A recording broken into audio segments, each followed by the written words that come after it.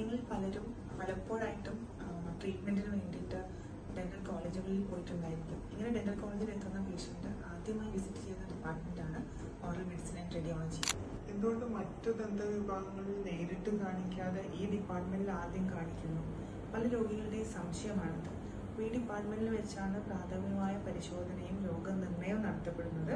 ഇവിടെ നിന്ന് നമ്മൾ പേഷ്യൻസിന്റെ രോഗലക്ഷണങ്ങൾ അനുസരിച്ച് ചില സമയങ്ങളിൽ നമുക്ക് മരുന്ന് കൊടുക്കേണ്ടി വരും, ചില സമയങ്ങളിൽ അതായത് ഡിപ്പാർട്ട്മെന്റുകളിലേക്ക് നമ്മൾ റെഫർ ചെയ്യും.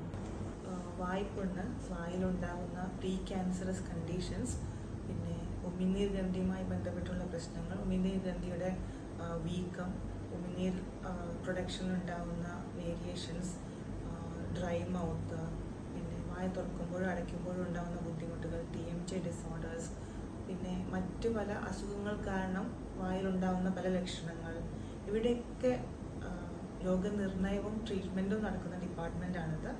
ഓറൽ മെഡിസിനിലെ പരിശോധനയ്ക്ക് ശേഷം ആവശ്യമുണ്ടെന്ന് കരുതുകയാണെങ്കിൽ പല്ലിൻ്റെയും താടിയെല്ലുകളുടെയും എക്സ്റേ എടുക്കുന്നതിനായി പേഷ്യൻസിനെ ഓറൽ ആൻഡ് മാക്സിലോഫേഷ്യൽ റേഡിയോളജി ഡിപ്പാർട്ട്മെൻറ്റിലേക്ക് നമ്മൾ റെഫർ ചെയ്യുന്നു.